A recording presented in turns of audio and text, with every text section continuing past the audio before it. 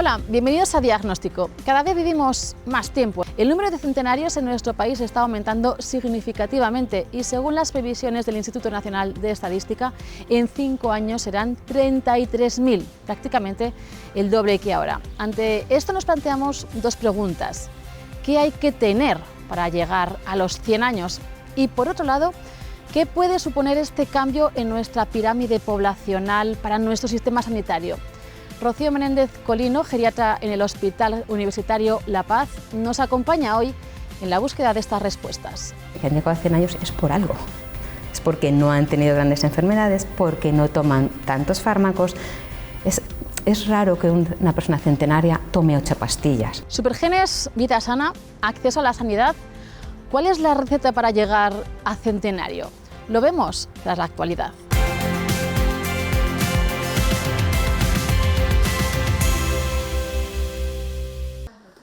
Llega a España la primera opción oral para tratar la hemoglobinuria paroxística nocturna, HPN. El fármaco desarrollado por Novartis, iptacopan, no solo ofrece mayor calidad de vida a estos pacientes que hasta ahora dependían de tratamiento hospitalario, sino que además mejora los resultados de la alternativa estándar.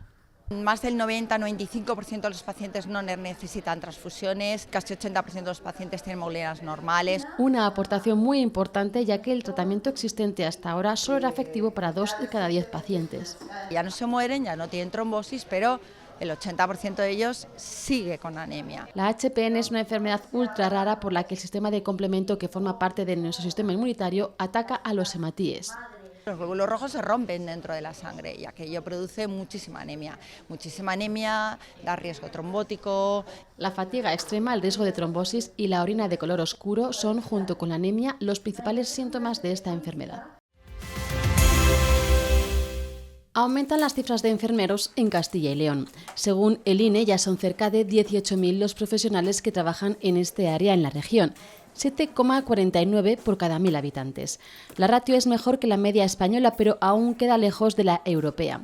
Para alcanzar la proporción comunitaria harían falta aún 1.600 efectivos más. Desde la Organización Colegial de Enfermería de Castilla y León destacan el esfuerzo que se está haciendo por mantener esta buena cobertura, pero recuerdan que más de 3.600 de estos sanitarios están a punto de jubilarse y que en el periodo estival el descanso vacacional dificulta garantizar la asistencia.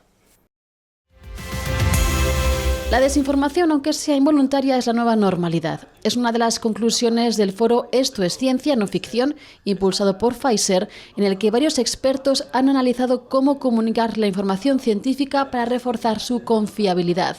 Las fake news han existido a lo largo de la historia, pero las redes sociales han multiplicado su impacto. El 67% de las noticias de Internet son falsas y se calcula que la inteligencia artificial las aumentará un 300% de cara a 2030. El 60% de los ciudadanos afirma que les cuesta trabajo identificar noticias verdaderas y noticias falsas en Internet. Las noticias falsas tienen una intención, sirven a propósitos, en definitiva son una industria. Pfizer España también ha hecho público su informe de impacto 2024 que pone de manifiesto que con 133 ensayos clínicos y 839 colaboraciones está a la cabeza en investigación de todo el grupo. Además, en 2024 ha lanzado 4 nuevos tratamientos innovadores en oncología, inmunología, neurología y vacunas.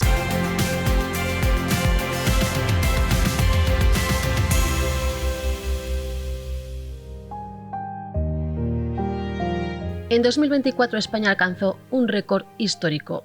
16.902 personas superaban los 100 años de edad, una cifra que se había incrementado en más de un 5% en solo 2 años. España es el país con mayor longevidad de la Unión Europea y Castilla y León, junto con Galicia, las regiones con mayor densidad de población que ha vivido más de un siglo. Y es que cada vez vivimos más tiempo, pero llegar a esa edad sigue siendo una proeza. ¿Cómo lo han conseguido estos supervivientes? Rocío Menéndez Colino, especialista en geriatría del Hospital Universitario La Paz, nos hablará de ello y también de sus necesidades en esta etapa tan singular de su vida. A pesar del innegable aumento de la longevidad en España, llegar a cumplir 100 años todavía sigue siendo una proeza, pero es innegable que se está produciendo este aumento de la longevidad y que cada vez más personas llegan a cumplir estos 100 años. De hecho, En la última década, cada año, 750 personas más han llegado a cumplir esta cifra. ¿Qué hay que tener para llegar al siglo? No es una única respuesta, ¿no? El envejecimiento, que es algo inexorable, es muy heterogéneo. ¿Y qué es lo que pesa en el envejecimiento y en la longevidad? Podemos decir factores genéticos, sí, pero solo el 33% del envejecimiento se debe, o de la longevidad, se debe a factores genéticos. Pesan mucho los factores ambientales, que incluimos también el estilo de vida, la dieta, la actividad física. O sea, lo que hay que hacer para llegar a 100 años es tener una buena hacer actividad física, hacer actividad mental, tener una vida social, tener un cometido de vida y tener poco estrés, que es lo que yo creo que es más difícil para los que aún tenemos que intentar llegar a 100 años.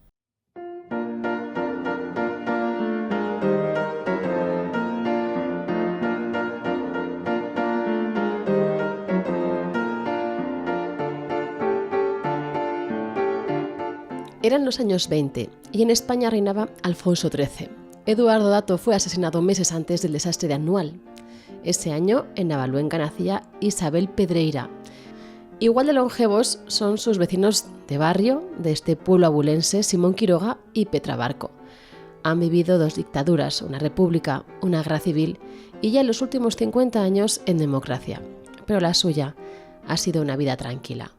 Mi vida ha sido pues al campo, a traer leña para casa, como se vive en los pueblos, viviendo de las tierras del campo.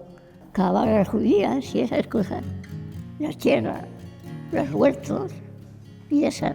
También a la agricultura se dedicó Isabel, después de trabajar en Madrid mientras estaba soltera. Yo he estado en Madrid sirviendo y he estado con un tío mío en un restaurante. Y he estado con él 3 años hasta que me casé.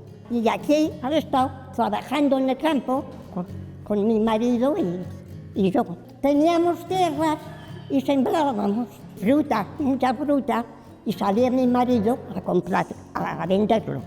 Está claro que el ejercicio físico es importante, pero como nos dicen en las zonas azules, no solamente el ejercicio físico, sino una actividad física normalizada. Es decir, no es tanto de ir al gimnasio, sino de que la actividad que desarrollas a lo largo de tu día a día, de tu vida, incluya ese movimiento y ese no sedentarismo. Es una población que ha trabajado, que se ha movido, que ha tenido actividad física, que ha tenido una dieta muy adaptada a la dieta mediterránea, que como todos sabemos es una dieta saludable, y bueno, pues llegan a estas edades con unas condiciones aceptables. El río Alberche ha fluido de cierta manera por la vida de estos centenarios, al menos por la de Simón, a cuya orilla nació. La fábrica de la luz, allí abajo. Trabajaba mi padre allí, y allí estaba mi madre, y allí nació Simón. Me escapaba del cole, y no iba ni al colegio, ni por ahí, de pingo al río, a bañarme, que siempre estaba en el río metido. Ese Alberche es una de las riquezas de Navaluenga, tierra de legumbres, hortalizas y frutas como el melocotón, y de la huerta a la mesa. He comido judías, he comido garbanzos, he comido patatas. Bueno, pues me gustan todo, más la sopa que otras cosas. La regla famosa del 80%, ¿no? De dejar de comer cuando ya tienes un nivel de saciedad del 80%, sin llegar al 100%. También todo aquello relacionado con el control del estrés, pero también otras cosas relacionadas con las redes sociales, no redes sociales en el sentido de comunicación, sino la red de apoyo social que las personas tienen, red familiar, red de amigos. Red de amigos que a Petra, Isabel y Simón nunca han faltado. Todos los del pueblo, son amigos míos, todos. Pues íbamos a la taberna a echar nuestra partida. Jugábamos todas las cosas, se jugaba mucho. Jugábamos mi marido y yo por las noches y nos entreteníamos en jugar una carta, porque entonces no teníamos televisión, pues teníamos que hacer juegos. Hacía ganchillo, hacía puntillas, hacía centros y todo. que los he estado haciendo hasta los 100 años. Luego ya la vista me fallaba y ya no lo hacía. Isabel, Simón, Petra, los tres superan los 100 años y viven casi en la misma calle, en el mismo pueblo. ¿Será casualidad? ¿Cuál es la importancia de pasar la vida en un lugar determinado?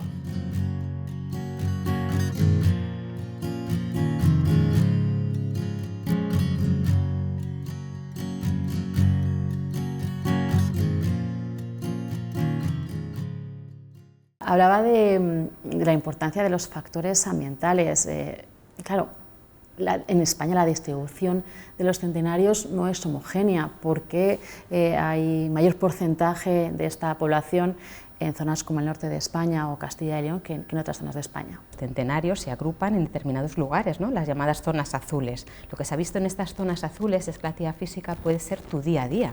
Se ha visto que a lo mejor es ir a misa o a ir a la iglesia o ir a una reunión donde tienes que subir una cuesta cada día. Tienen vida social súper importante, tienen un cometido en la vida, un preocuparte de tu vecino, de tu familia. Entonces, quizás, ¿no?, en el norte de España, una vida más rural, con menos estrés, más unidos, ¿no? La población centenaria, desde luego puede ser. Isabel, Petra y Simón son tres de las más de 2.000 personas que en Castilla y León superan los 100 años de edad, según el INE, el doble de los que había a principio de siglo. Castilla y León es la tercera autonomía con más centenarios por detrás de Madrid y Cataluña, pero en relación a la cifra global de habitantes es la región, junto con Lugo y Orense, donde más cantidad de personas de más de un siglo se concentran. Pero, ¿por qué se vive tanto en Castilla y León? Los factores sanitarios son muy importantes, pero por otra parte tenemos los factores genéticos, que pueden aportar un 20-25%, que pueden explicar un 20-25% de esta longevidad, y los factores medioambientales, estilos de vida, alimentación, vida laboral, riesgos a los que han estado sometidos, etc. Para dar respuesta a esta pregunta, ¿por qué se vive más en Castilla y León?, pero también a aquellas características que comparten los centenarios que cumplen el siglo en mejores condiciones y con menor dependencia, la Red Centinela Sanitaria de Castilla y León inició en 2018 el estudio Longecil, factores genéticos, medioambientales y estilo de vida asociados a la longevidad en la población de Castilla y León, en colaboración con el Instituto de Salud Carlos III, el Banco Nacional de ADN, la Universidad de Salamanca y la Unidad de Genotipado Humano CEGEN del Centro Nacional de Investigaciones Oncológicas. Digamos que la investigación tenía dos objetivos principales. Uno era valorar, describir desde el punto de vista de la salud pública cuál es la situación de esta población para tomar medidas y que, bueno, pues que vivan en unas condiciones lo más saludables posibles y con la mejor calidad de vida posible. Pero por otra parte había un componente de investigación también muy importante en el que teníamos que ver cuáles eran los factores que habían hecho que esta población llegase a esta edad. A través de los médicos y enfermeras de la Red Centinela Sanitaria de Castilla y León se han recogido muestras de unas 1.000 personas a partir de 95 años para determinar si existe algún elemento que haga que los castellano-leoneses estén en mejores condiciones para soplar velas. Saber cuál es la genética que ha permitido a estas personas llegar ahí, pero cuál es la interacción también entre la genética y los estilos de vida. Han superado muchos de los riesgos de mortalidad que tiene la población, como el cáncer, por ejemplo, muchas enfermedades cardiovasculares, enfermedades respiratorias, y llegan a estas edades con enfermedades muy características del envejecimiento. El estudio Longecil trata de identificar aquellos marcadores que definan mayor calidad de vida, pero también busca conocer las necesidades sociosanitarias de esta población de cara a ofrecer mejores respuestas. Son las personas más mayores, son los más vulnerables, y desde luego tienen un impacto importante en el sistema sanitario, por lo tanto tenemos que conocerlos bien para poder tratarlos lo mejor posible.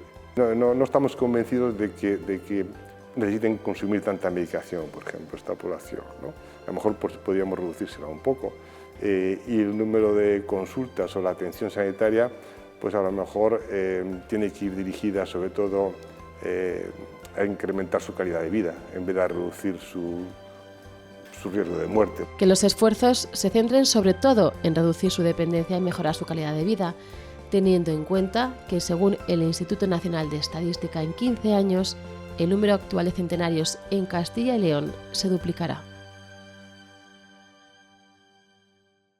¿Cuál es la patología de este grupo etario? Las personas mayores, ¿no?, y más en los centenarios, se van acumulando síndromes geriátricos, que son los síndromes que aparecen con el envejecimiento y asociados al envejecimiento. ¿Y cuáles son? Pues el deterioro cognitivo, es las caídas, la incontinencia de esfínteres, la inmovilidad. Entonces, estas personas mayores, centenarias sobre todo, pues tienen más presencia de estos síndromes geriátricos. Pero la realidad es que también es muy heterogéneo, porque es que hay personas de 100 años que están corriendo maratones y que no lo puedes creer, ¿no?, y activas socialmente y se ocupan de su familia y otras personas de 100 años también, pues que tienen más problemas auditivos, que tienen más problemas de movilidad. Una de las cosas que yo suelo decir es, si han llegado a 100 años es por algo, es porque no han tenido grandes enfermedades, porque no toman tantos fármacos. Es raro que una persona centenaria tome 8 pastillas o tenga 8 enfermedades, porque no llegan a tan mayores. ¿Podríamos decir que tienen supergenes que les protegen frente a todas estas enfermedades? Pues parte es genético, hay estudios recientes sobre hay teorías del envejecimiento, hay más de 300 y se sigue estudiando el acortamiento de los telómeros, el daño del ADN, la importancia que tiene la inflamación en el envejecimiento, y sí que es verdad que se está estudiando, un grupo de Valencia acaba de publicar un artículo reciente sobre la expresión en los linfocitos de genes que disminuyen la apoptosis celular. Eso claro que se asocia, pero no es lo único. Los padres de Isabel fallecieron mucho más jóvenes de lo que es ella hoy. Sin embargo, sí hay en su familia antecedentes de longevidad. Yo tuve una tía que murió de 107 el mismo día que hizo los años. Y es que la genética es uno de los factores determinantes en la longevidad.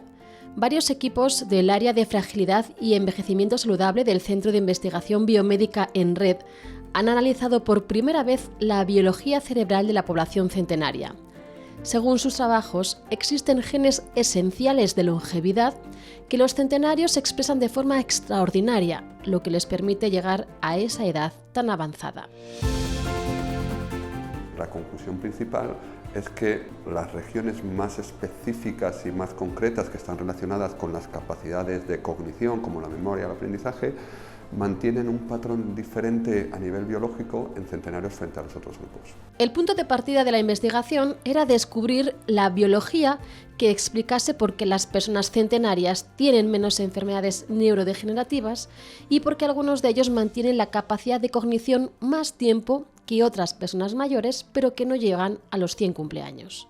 Y lo que hicimos fue comparar muestras de cerebro de personas de distintas edades, jóvenes, mayores y centenarias, e hicimos un análisis estudiando 30.000 genes diferentes. El resultado de la investigación descubrió que la expresión de genes y microRNA de los centenarios era más similar a personas jóvenes que a personas mayores, o bien porque existía algún proceso de rejuvenecimiento, o bien porque mantenían su biología en mejores condiciones más tiempo. No hay un proceso de rejuvenecimiento o de mantenimiento desde individuos jóvenes, sino que hay genes concretos que son los que se mantienen y son los que nosotros postulamos que están relacionados con el mantenimiento de la actividad cognitiva de esta población centenaria. Concretamente, la población centenaria estudiada mantenía mayor densidad de los genes que se encargan de eliminar los metales pesados de nuestro organismo. Los metales pesados se sabe que son negativos y que si acumulamos mucho zinc, distintos cadmios, etcétera, es negativo. Lo que hemos identificado es que los genes que protegen frente a este acúmulo, que se encargan de eliminarlos, están aumentados. Unos resultados que podrían situarse como un potente mecanismo antienvejecimiento.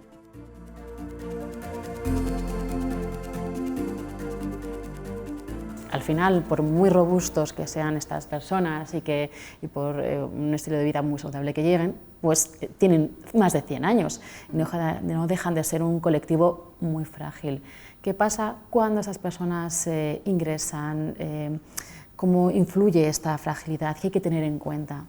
Pues en las personas centenarias y las personas mayores, yo diría que desde los 80 años, incluso menos, hay que hacer, lo primero, intentar que ingrese lo menos posible y el menor tiempo posible. El ingreso hospitalario por una persona mayor es muy perjudicial. Podríamos pensar, claro, porque están malos, pero no solo es eso. Es el entorno hospitalario que les perjudica. Es el entorno hospitalario. Tienen más riesgo de síndrome confusional y de desorientarse.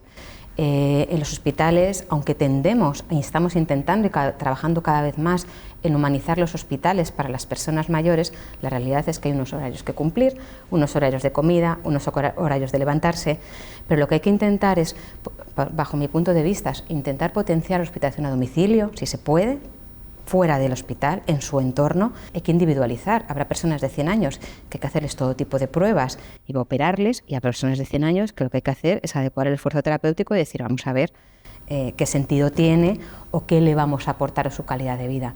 Pero habrá quien sí haya que ir a por todas, incluso con un proceso oncológico. Hay que individualizarles.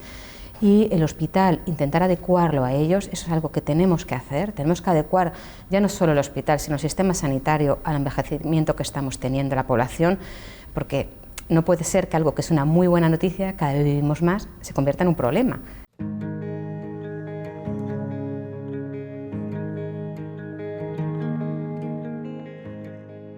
Desde 1950 la población centenaria se ha ido duplicando cada década, pero en los últimos 10 años ese crecimiento se ha acelerado y la tendencia es a seguir así. Es de esperar que de estos 20.000 más o menos centenarios que hay en nuestro país en este momento, en el 2050 suban las cifras a 70 o 80.000 centenarios. Solidaridad Intergeneracional va más allá y asegura que en los próximos 50 años la población de centenarios se multiplicará por 12. De hecho, el INE proyecta que en 2074 llegaremos a las 230.000 personas de más de un siglo. La distribución de estos supervivientes hoy no es homogénea. Son el reflejo de un siglo de historia en nuestro país. Por cada hombre hay 5 mujeres. En nuestro país pues han pasado 2 guerras y han pasado una serie de cuestiones que también hacen que el número de hombres en una edad determinada, en unas generaciones determinadas, esté disminuido. La Sociedad Española de Médicos Generales y de Familia considera imprescindible conocer cuál es el perfil de las personas que forman parte de este geroboom. En el año 2011 desarrollaron el proyecto RENACE, Registro Nacional de Centenarios de España, en el que analizaron las características epidemiológicas y biológicas de más de 70 centenarios.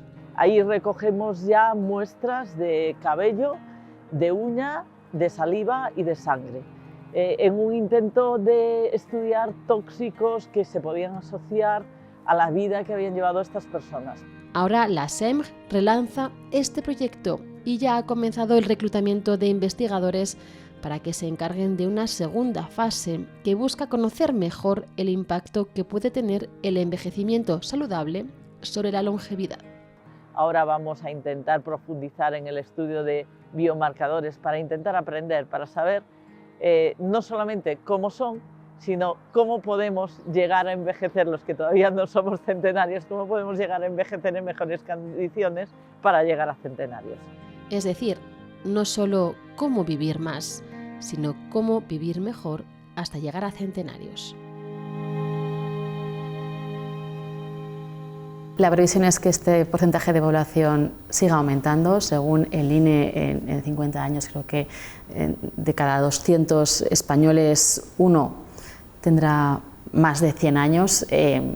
Lo acabas de comentar, ¿eso puede suponer un reto para el sistema sanitario? Sin ninguna duda. Hay que mantener activa la población y algo que se está empezando a hacer que retrasa la dependencia es hacer núcleos de residencia, cada uno en su casa, pero con la ayuda que puedan necesitar, fomentando mucho las relaciones sociales. Hay muchas personas mayores que ya son viudas y que viven solos. El vivir solo es un factor de riesgo, de dependencia, de depresión. A mí me parece que hay que ir antes. Vamos a intentar que las personas lleguen cada vez más tarde al hospital. Si logramos que los años de vida que añadimos sean años de vida de calidad, de independencia, de estar bien, de tener ganas, pues vamos a retrasar y que en vez de venir al hospital los de personas de 70 años, pues que vengan a partir de 90. Y para eso hay que invertir en prevención y envejecimiento saludable, pues saber manejar estos pacientes, no alargar la estancia hospitalaria, no alargar la dependencia al alta. No puede ser que venga una persona mayor de 90 años por una neumonía y que se le cura la neumonía y que al irse de alta diga, pues es que no puedo caminar. A esa edad lo que pierdes es muy difícil de recuperar. Se pierde músculo, a poco que estés inmovilizado por no caminar, pierdes masa muscular rapidísimo, con lo cual no nos podemos olvidar de que son más vulnerables, de que los síndromes geriátricos aparecen en cuanto nos descuidemos y el ingreso lo más corto que necesiten, y no nos podemos olvidar de que tienen que moverse durante el ingreso, que tienen que seguir siendo independientes para que vuelvan a casa lo mejor posible y no solo curados de su proceso agudo. La revisión global de todo el modelo de atención sociosanitaria y de dependencia de los adultos más mayores debe estar sobre la mesa.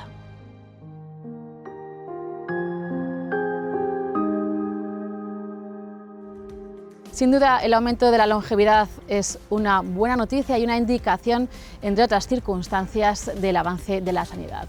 Pero no deja de ser un desafío que nos obliga a tomar decisiones. Aquí terminamos nuestro programa. Diagnóstico vuelve en unos días. No nos fallen, les esperamos.